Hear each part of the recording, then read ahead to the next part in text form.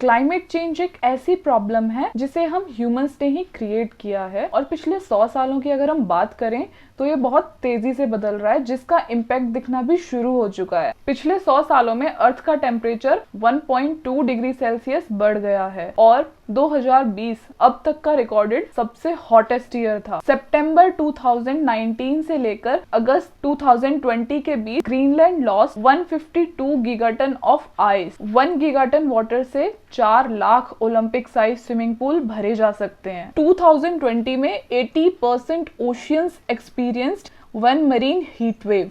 आधी से ज्यादा ऑस्ट्रेलियन ग्रेट बैरियर रीफ या तो मर चुकी है या मर रही है। अटलांटिक हरिकेन सीजन में पिछले साल 30 बड़े स्टॉर्म्स रिकॉर्ड करे गए 1 जून से 30 नवंबर के बीच में, इतिहास के सबसे हाईएस्ट। जैसे जैसे अर्थ का टेम्परेचर बढ़ता जा रहा है वैसे वैसे सूखा पड़ रहा है, कई जगह फ्लड्स का खतरा बढ़ रहा है, ग्लेशियर्स की आइस मेल्ट होती जा रही है और हीट वेव्स जिनको हम लू भी बोलते हैं वो भी बढ़ रही हैं तेजी से। सभी कंट्रीज इस क्लाइमेट चेंज की वजह से बहुत परेशान है, बट कुछ ऐसी कंट्रीज भी हैं जिनको इस क्लाइमेट चेंज की वजह से फायदा हो सकता है। उन्हीं में से एक है रशिया। जी हाँ, रशिया फिर से वर्ल्ड की एक सुपर पावर बन सकती है by the end of this century due to climate change, और रशिया ने इस पर काम करना भी शुरू कर दिया है। चलिए जानते हैं कैसे। हजारों सालों से Russia 3 major geographical problems face करता आ रहा है। पहला, उनकी आधी से भी ज्यादा जमीन बर्फ से ढकी हुई है जिस पर कोई काम नहीं हो सकता। दूसरा, उनकी कोस्टलाइन यानी कि समुद्र की तट रेखा जो कि साल के ज्यादातर टाइम बर्फ से ढकी रहती है, जिसकी वजह से वो वर्ल्ड ओशियंस को इजीली एक्सेस नहीं कर पाते। तीसरा,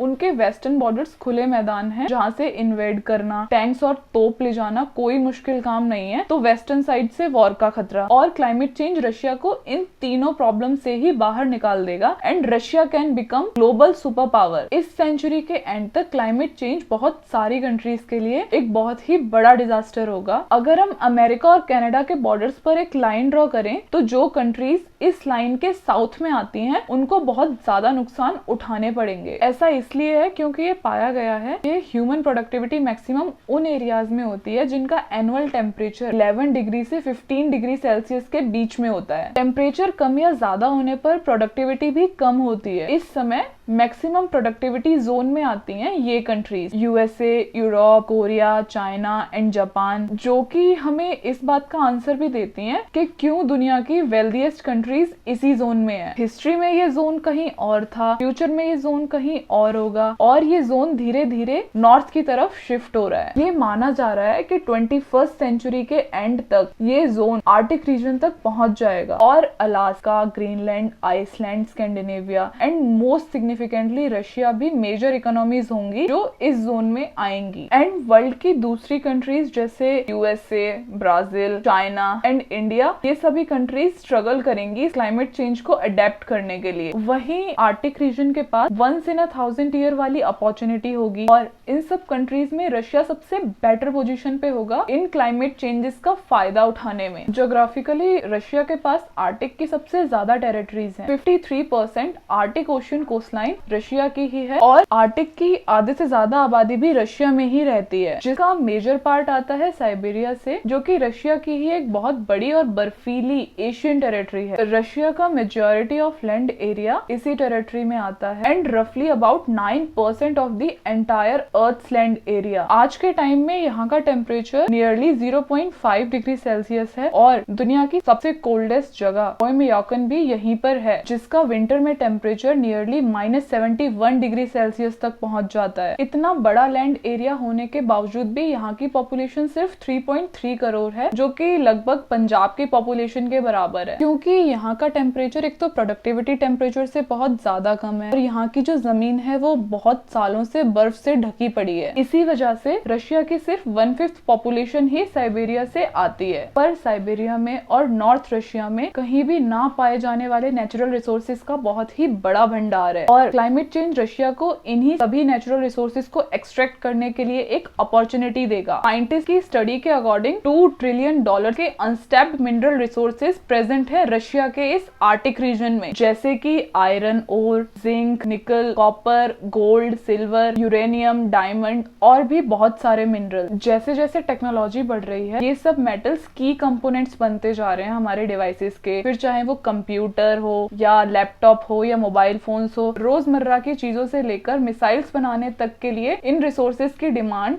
बढ़ती जा रही है। तो जैसे जैसे साइबेरिया गर्म होगा और बर्फ पिघलेगी तो रशिया इन सब रिसोर्सेज को एक्सट्रैक्ट कर पाएगा। इन सब रिसोर्सेज की वैल्यू कुछ भी नहीं साइबेरिया के बड़े नेचुरल गैस और ऑयल के भंडार के आगे। रशिया को पहले ही वर्ल्ड का एनर्जी सुपर पावर माना जाता है और रशिया के पास वर्ल्ड के largest proven natural gas reserves भी हैं। रशिया वर्ल्ड का सबसे बड़ा नेचुरल गैस एक्सपोर्टर है and second largest oil exporter है। वर्ल्ड का थर्ड लार्जेस्ट ऑयल प्रोड्यूसर भी रशिया ही है। यूरोप की लगभग 12 कंट्रीज अपनी आधी से ज्यादा नेचुरल गैस रशिया से ही लेती हैं और यूरोपियन यूनियन 30% ऑयल भी रशिया से ही लेती है। रशिया ये ऑयल और गैस 12 पाइपलाइन से सप्लाई करता है। ये पाइपलाइन रशिया के आर्टिक से शुरू होती हैं, जिसमें से 85% आती हैं वेस्ट साइबेरिया से। रशिया की एक्सीलेंट जियो लोकेशन उसको अलाउ करेगी कि वो एशिया और यूरोप दोनों ही कॉन्टिनेंट में ऑयल और गैस सप्लाई कर पाए, जो कि कई 1000 ट्रिलियन टन्स में है और जिसकी वजह से Russian economy can become extremely strong. किसी कंट्री की इकोनॉमी बहुत हद तक उसके एग्रीकल्चर पोटेंशियल पर भी डिपेंड करती है। रशिया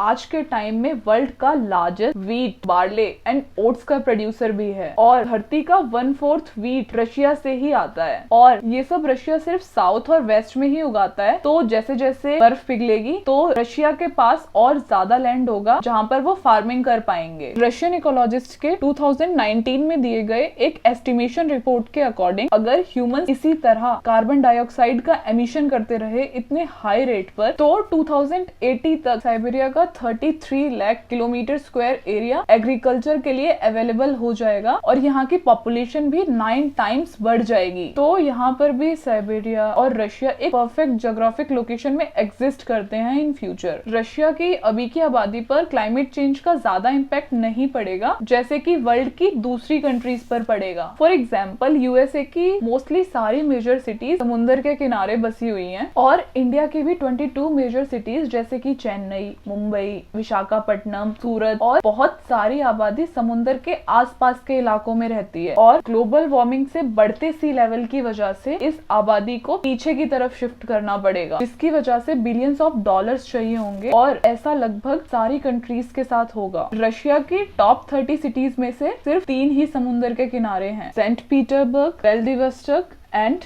मखाकचकला। बाकी की 27 सिटीज में से मोस्ट क्लोजेस्ट सिटी है ओशियन के मॉस्को, जो कि 600 किलोमीटर दूर है कोस्ट लाइन से। तो रशिया को बढ़ते सी लेवल की वजह से उतना नुकसान नहीं उठाना पड़ेगा जितना वर्ल्ड की दूसरी कंट्रीज को उठाना पड़ेगा। इतनी बड़ी कोस्ट लाइन होने के बावजूद भी रशिया वर्ल्ड ओशियंस में इजीली एक्सेस नहीं कर पाता, क्योंकि आर्टिक ओशियन साल के ज्यादातर टाइम तो बर्फ में जमा रहता है। एक रिपोर्ट के अकॉर्डिंग साल 2030 तक आर्टिक ओशियन में बर्फ नहीं होगी, जो कि अगेन रशियन इकोनॉमी को बूस्ट करेगा। रशिया का नॉर्थ सी रूट, जिसे कि एनएसआर भी बोला जाता है, वहां पर ट्रांसपोर्टेशन बढ़ जाएगा और रशिया इन एरियाज में अपने और पोर्ट्स बना पाएगा और वहां से गुजरने वाले शिप से कन्वीनियंस फीस भी चार्ज करेगा। चलिए समझते हैं एनएसआर की इंपॉर्टेंस इस एग्जांपल से। सपोज आपको एशिया के बिजिएस्ट पोर्ट शंघाई से यूरोप के बिजिएस्ट पोर्ट रॉटरडैम तक जाना है, तो क्विकेस्ट और एफिशिएंट रूट होगा स्विस कैनाल से होते हुए, मेडिटेरियन से, स्ट्रेट ऑफ जिब्राल्टर और इंग्लिश चैनल से होते हुए पहुंचना। ये रूट लगभग 18,000 किलोमीटर लंबा है और इसमें 37 डेज लगेंगे पहुंचने में। और अगर एनएसआर इजीली एक्सेसिबल होगा तो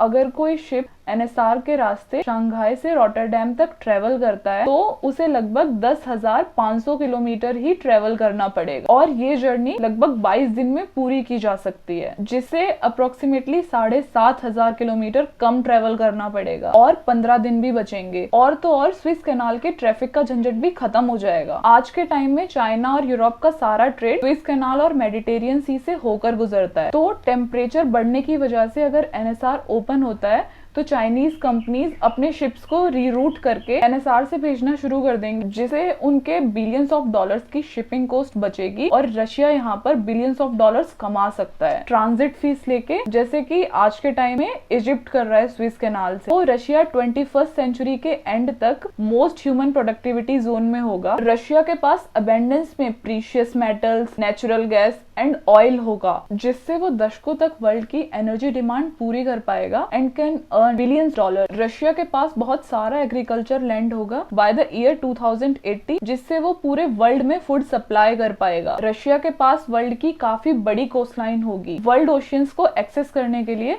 और एनएसआर से बिलियंस ऑफ डॉलर्स कमा सकता है। रशिया लीस्ट अफेक्टेड होगा बढ़ते सी लेवल की वजह से, तो उसको कोई ज्यादा इकोनॉमिकल लॉस नहीं होगा। जो चीजें रशिया की आज कमजोरी हैं वो कल को उसको सुपर पावर बना देंगी। Thank you for watching this video and अब अगर यहाँ तक वीडियो देख ही ली है तो please like the video and subscribe to my channel and for regular updates you can also join us on our Instagram page. उसका लिंक आपको डिस्क्रिप्शन में मिल जाएगा।